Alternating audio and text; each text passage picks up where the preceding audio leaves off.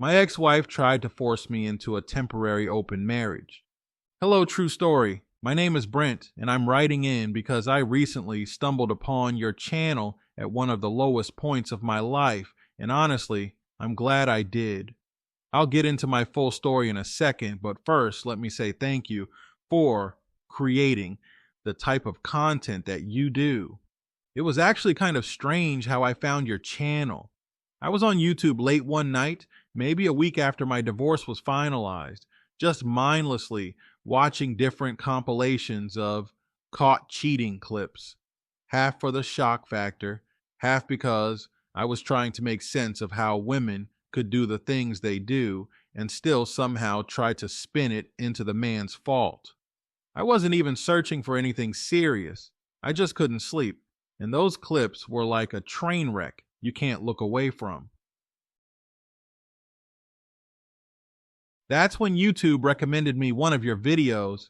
I clicked it thinking it was just another compilation, but instead, I heard a guy reading an email from a man going through something eerily similar to me. At first, I thought it was coincidence. Then I watched another, and then another. I started diving into your shorts too because I liked the quick commentary you gave. Direct, no nonsense, and exactly the kind of voice I needed to hear at the time. I couldn't believe how many men from around the world were living through the same insanity I had just crawled out of. Up until then, I thought I was cursed with some kind of unique misfortune. Everyone around me that I know personally who is married is still married. Only one friend of mine went through infidelity, and he actually forgave his wife, which I still don't understand to this day. But let me back up and start from the beginning, because I think telling the full story will make more sense than just jumping into the middle. I met my ex-wife in 2017, right outside of a gym called Anytime Fitness. I had been working out consistently for a few months, trying to get in better shape after letting myself go a bit post-college. She, on the other hand, had clearly been a gym rat for a while. The way we actually bumped into each other was almost like something out of a corny romantic comedy.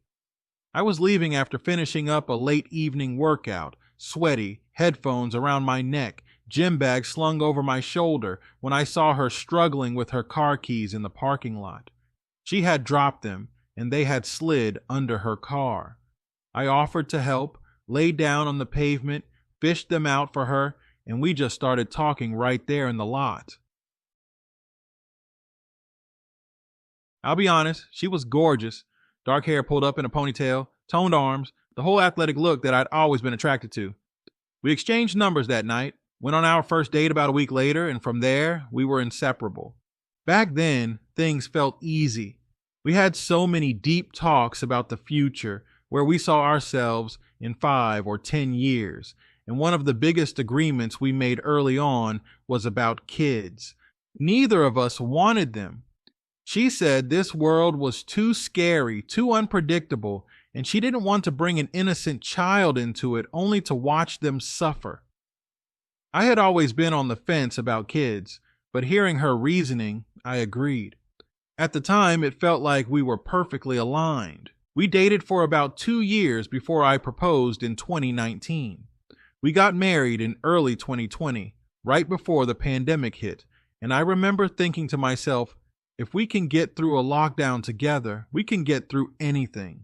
For a while, it seemed like we had, but looking back, I can see the cracks that were already forming. The decline. Our marriage was rocky almost from the start, but at first I just chalked it up to stress. The pandemic turned everyone's lives upside down, and we were both working from home in close quarters. She was in marketing, and her job had her glued to Zoom meetings half the day. I worked in IT, so I had my own share of stress. But slowly, the closeness turned into tension. She started going back to the gym a lot more often than me. At first, I was supportive. I figured it was her stress relief. But I started noticing changes. She became more distant, more secretive with her phone, and she started nitpicking little things about me. If I didn't fold the laundry the way she liked, it turned into a fight. If I didn't want to go out on the weekends after a long week, she'd accuse me of being boring. I'll admit, I wasn't perfect. I got comfortable, maybe too comfortable. I wasn't as romantic as I had been when we were dating, but I never once strayed, never once thought about betraying her trust. The ultimatum. Then, about a year and a half ago, she sat me down at the kitchen table with this very serious look on her face. I thought she was going to tell me she wanted a separation or that something tragic had happened. Instead, she told me she wanted a temporary open marriage. I actually laughed at first because I thought she was joking, but she doubled down, straight-faced. She said she'd been reading articles about how open marriages could reignite passion and save relationships. I told her point blank, if you're not happy with me, then just say that, but I'm not going to agree to you sleeping with other men. That's when she hit me with something that still blows my mind to this day. She said, you should explore other men. It'll open up your mind in the bedroom. I froze. I couldn't believe those words had actually come out of her mouth. She was essentially suggesting that I cheat on her with men. And when I said, that's not who I am, she immediately accused me of being hateful toward the LGBTQ community. I told her, that has nothing to do with hate. That's just not my sexuality. That's not something I'm interested in exploring. But she wouldn't let it go. She tried to spin it like I was close-minded, like I was the problem, and like she was being some kind of enlightened progressive by suggesting this. At that point, something broke in me. I realized she didn't see me as her husband anymore. She saw me as an obstacle to her own desires. Snooping and discovery. Now, I'll admit, I'm not someone who likes snooping. I've always believed that if you have to snoop, the relationship is already dead. But my brother, who's been through a divorce himself, told me straight up, Brent, if she's bold enough to suggest this to your face, she's probably already doing it behind your back. You need to check. So one night, while she was in the shower, I picked up her phone. It wasn't even hard. She didn't change her passcode. What I found made me sick. She had been messaging with another man, someone from her gym. The conversations were flirty, explicit, and it was clear they'd already slept together. On top of that, I found messages with another couple, a married couple she was planning to go on a trip with. From the tone of those messages, it was obvious the trip was supposed to be some kind of swingers getaway. She had been planning this behind my back while pretending we were still working on our marriage. That was the nail in the coffin for me. The divorce. The very next day, I called a divorce lawyer. I didn't tell her anything. I didn't hint that I knew. I just went about my days as normally as possible while the paperwork was being drawn up. When the papers were finally ready, I had her served. The look on her face when the process server handed her the documents is something I'll never forget. She was completely blindsided. Immediately, she started begging for marriage counseling. She told me she didn't mean it, that she was just experimenting with ideas, that she loved me and wanted to make things work, but I wasn't having it. I'd already seen enough proof to know she was lying through her teeth. When the divorce hearings came around, she tried to play the victim. She painted herself as the most loving wife who had just been misunderstood and unappreciated. She cried in front of the judge, claiming she only wanted to explore things to bring us closer. But the evidence I had told a different story. In the end, we had to split the house and the joint savings. It hurt, I won't lie, but the emotional freedom was worth more than anything. Aftermath. Even after the divorce was finalized, she wouldn't leave me alone. She kept reaching out, trying to rekindle things, acting like nothing had happened. I ignored her for the most part, but what really set her off was when I posted a picture on Facebook of me in Italy. I had gone with a female friend I'd met on TikTok. To be clear, we weren't dating. We paid for our own tickets and had separate hotel rooms. But of course, the optics of me smiling in Italy with another woman drove my ex insane. She lost her mind in the comments, accusing me of being a cheater, of being hateful, of being right-wing and part of the problem in America. She started dragging me publicly, twisting the story to make herself look like the victim. That's a whole separate email, though, and I'll get into the crazy things she posted in detail another time. If nothing else, I want other men to see the red flags before it gets this far. I never imagined the woman I met outside of Anytime Fitness in 2017, the woman I thought was my soulmate, would one day tell me to sleep with men in order to fix our marriage. The divorce itself was bad enough, but the aftermath, specifically the social media chaos my ex-wife caused, was a whole different circus. Like I mentioned before, what really set her off was when I posted about my trip to Italy. On the surface, it was nothing wild. I had saved up, wanted to treat myself, and I had made a new friend on TikTok. Just a platonic female friend who was also planning to go there. We both thought, why not link up and explore together? We paid for our own tickets, booked separate rooms, and while we did spend time together, it wasn't romantic or sexual. It was just two people enjoying the sights, eating good food and having conversations about life. But my ex didn't see it that way. To her, it was like I had committed some grand betrayal by daring to move on with my life, even though she was the one who had destroyed our marriage in the first place. The first explosion. I posted a picture of me standing in front of the Coliseum, smiling with sunglasses on, holding a gelato. My caption was simple. Living life. Rome is everything I imagined and more. Within an hour, I had friends and family commenting things like, looks amazing, enjoy yourself, you deserve it, and bucket list goals. It felt good to see people rooting for me after the storm I'd been through. Then, out of nowhere, my ex-wife commented, must be nice to spend our joint savings on gelato and side chicks. Guess the judge was right about you being selfish. That one comment lit the match. Immediately, people started responding, some asking what she was talking about, others defending me. I hadn't touched our joint savings. The divorce settlement had been clear. We split everything down the middle. I paid for my trip with my half, the same way she could have done if she wanted. But she framed it like I had stolen from her. I deleted her comment, but she came back harder. Brent hates the LGBTQ community.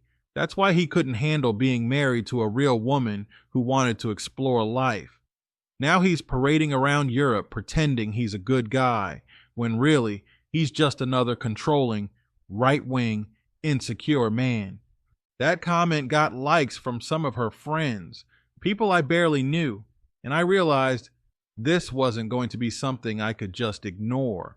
The smear campaign. What followed over the next 2 weeks felt like a coordinated smear campaign. She started making posts on her own Facebook, tagging me in them so that my family and mutual friends would see. One post read, funny how some men will drag you through a divorce just because you want to grow as a couple, and then those same men go running off with younger girls pretending they're victims. Brent, you should be ashamed of yourself. Stop lying to people and tell them the truth. You couldn't handle the fact that I wanted to try new things because you're secretly insecure about your masculinity. Another one said, PSA, if your husband refuses to acknowledge the LGBTQ community and mocks you for being open-minded, that's a red flag. Don't let men like Brent gaslight you into thinking you're wrong for wanting freedom. Men like him are why this country is so divided. He's everything wrong with America right now. She painted me as some kind of extremist political figure, which couldn't be further from the truth. I don't even post about politics. I'm the guy who scrolls past political arguments because I don't want to get sucked in. But to her, this was the perfect angle. Make me look hateful, rigid, and controlling. The fallout among friends. At first, I thought nobody would believe her. I figured people who actually knew me would shrug it off. But the reality is, social media is powerful, and perception often outweighs truth. I started noticing fewer comments from certain friends. A couple of people even unfriended me. One old coworker messaged me privately asking, "Hey man, are you okay? Your ex is saying some crazy stuff." I explained my side, showed him screenshots of her messages from before the divorce, and he believed me. But not everyone asked questions. Some people just quietly chose sides. What hurt the most was when my cousin, who had been close with my ex during our marriage, liked one of her posts. He never reached out to me. That's when I realized some people don't care about facts. They just like drama. My response: for a while, I stayed silent. I didn't want to give her the satisfaction of a public fight, but after about the 10th post where she dragged my name through the mud, I broke. I made a long Facebook post of my own. I didn't insult her, didn't call her names, didn't stoop to her level. I just laid out the facts. She had proposed a temporary open marriage. She had suggested I sleep with men to open my mind. When I refused, she accused me of being hateful. I discovered she was already cheating before she even gave me the ultimatum. I filed for divorce quietly and legally. Everything I own now was paid for with my portion of the settlement, not hers. I ended the post with, "This will be the last time I address this publicly. If you believe her narrative, that's your choice, but I won't keep defending myself against lies. I'm moving forward with my life, and I hope one day she does too." That post got a lot of support, more than I expected. People commented things like, "Good for you, man," and "Proud of you for keeping it classy." Even some mutual friends who had been quiet came out to say they knew she was lying. But of course, it only made her angrier. The breakdown. After my post, her tone changed. Instead of just accusing me, she started spiraling. She made live videos on Facebook, crying and saying how I abandoned her after everything she had sacrificed for me. She claimed I had manipulated the judge, that I had brainwashed my family, and that I was hiding my true self because I was ashamed. One night, she even posted a long rant saying she still loved me, that she believed I was her soulmate, but that I was too afraid to embrace who I really was. It was like she wanted to have it both ways, paint me as a monster, but also beg me to come back. The comments under her post became an echo chamber. Some of her friends told her she was brave for exposing the truth. Others told her to let go, but she couldn't. She was relentless. The Italy woman. What made things even worse was her obsession with the woman I went to Italy with. She stalked her profile, screenshotted pictures, and made posts implying this woman was my mistress. She wrote, "Imagine finding out your ex-husband flew to Italy with a TikTok girl half his age while telling the court he was broke. Some people have no shame." That woman, who honestly had nothing to do with our past marriage, messaged me in tears. She said, "I didn't sign up for this drama. Your ex is harassing me, and I don't even know her." I had to reassure her, explain the full backstory, and thankfully she understood. But it put a strain on our friendship because she didn't want to be targeted anymore. Why I'm writing this? The reason I'm sharing this part of the story is because it shows the kind of chaos that doesn't end with a divorce decree. People think once you sign the papers, you're free. But the truth is, if your ex is unstable, vindictive, or unwilling to let go, the drama can follow you into your new life. I thought I had escaped when the judge banged the gavel, but in reality, I had just opened the next chapter, surviving her attempts to destroy my reputation. I'll admit, some nights I felt defeated. I'd lie awake wondering if people actually believed her lies, if I'd ever be free from her shadow. But the more I leaned on my true friends, the more I realized I couldn't let her control the narrative. Moving forward. Eventually, I stopped engaging altogether. I blocked her, locked down my privacy settings, and told my family to ignore anything she posted. I learned the hard way that giving her attention, even in defense, was fuel for her fire. Now, months later, I can laugh about it. The people who mattered stuck by me. The ones who believed her without asking questions probably weren't real friends anyway. I still think about how surreal it is that the same woman I met outside Anytime Fitness in 2017, the woman I thought I'd grow old with, turned into someone who would smear me on Facebook because I dared to go to Italy with a friend. But at the end of the day, I'd rather deal with her online tantrums than live another year in a marriage built on lies. Closing. That's part 2 of my story. I know it was long, but I wanted to paint the full picture of what happens when you divorce someone who can't handle rejection. When you go through a divorce, especially one caused by cheating and betrayal, you feel like the ground has been ripped out from under you. That's exactly how I felt at first. I didn't recognize myself in the mirror some days. I wasn't just dealing with heartbreak. I was dealing with the collapse of the future I thought I was building. And it wasn't until months later that I realized that the divorce, as painful as it was, gave me a blank slate. Phase 1. Survival Mode. When the divorce first finalized, I wasn't in rebuilding mode. I was in survival mode. I was just trying to get through each day. I kept myself busy with work because idle time meant overthinking. Nights were the hardest. I'd find myself replaying arguments in my head, wondering if I should have seen the signs earlier, wondering if there was something I could have done differently. I didn't talk to a therapist, though I probably should have. Instead, my therapy was walking. Every evening after work, I'd put on headphones, throw on a podcast, and walk for an hour. It didn't matter where. I just needed to move. Some nights I'd rack up 5 or 6 miles, just letting the rhythm of my steps and the sound of other people's voices in my ears quiet my brain. During this time, I avoided dating completely. I couldn't imagine opening myself up to another woman when I hadn't even stitched up the wound my ex had left. I told myself, focus on yourself first.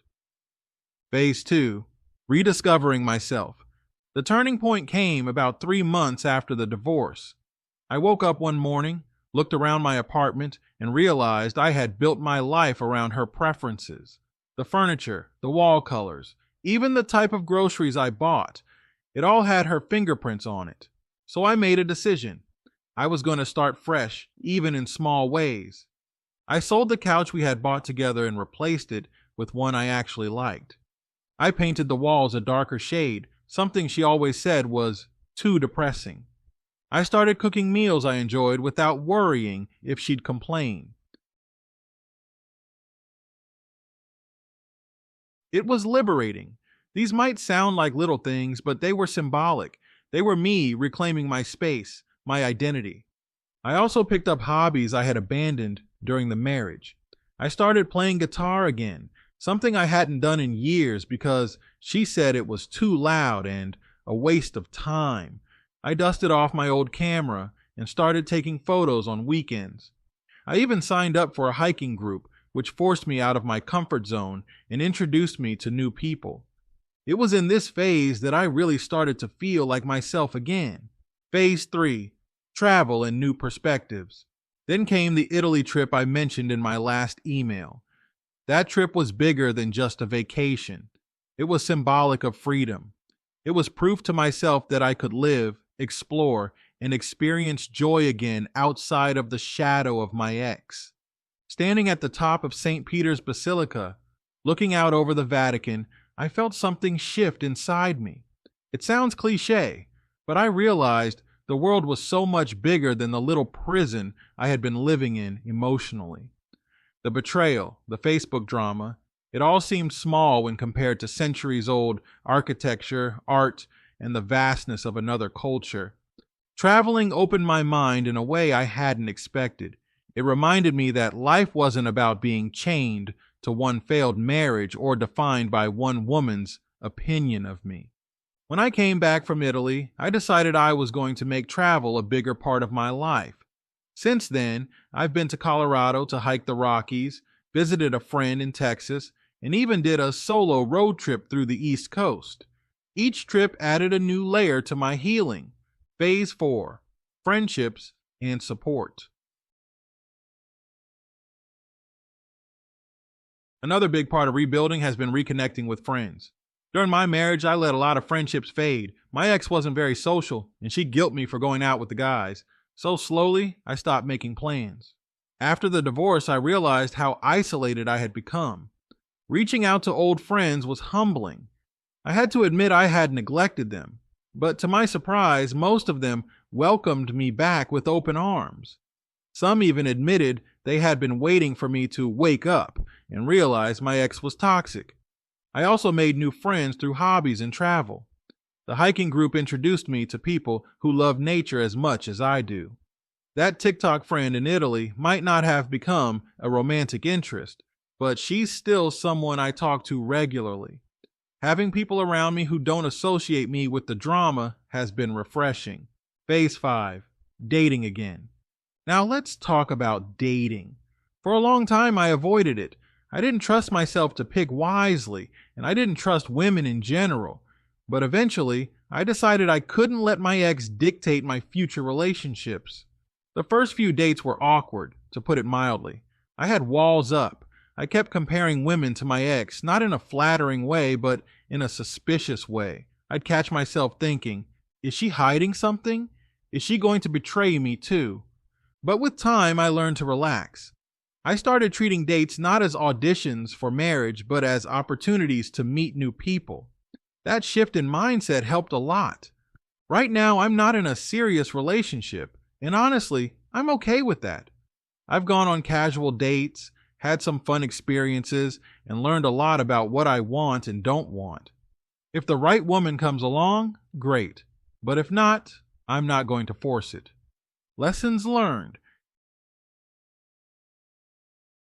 Here are some of the biggest lessons I've taken from this whole journey.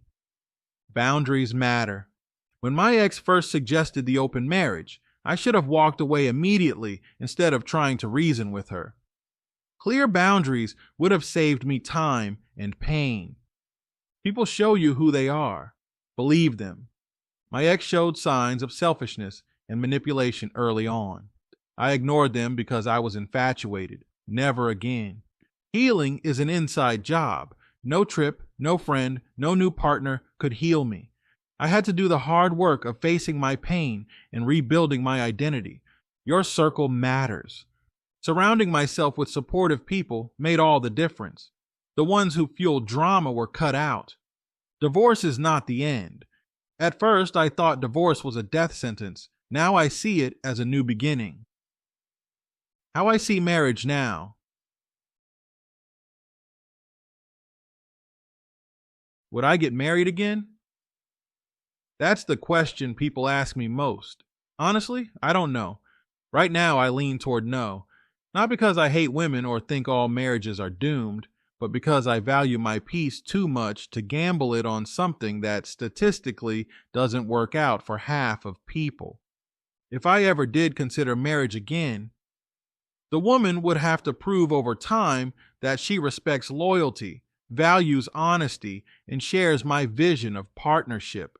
And even then, I'd protect myself legally and emotionally in ways I didn't before. Closing thoughts.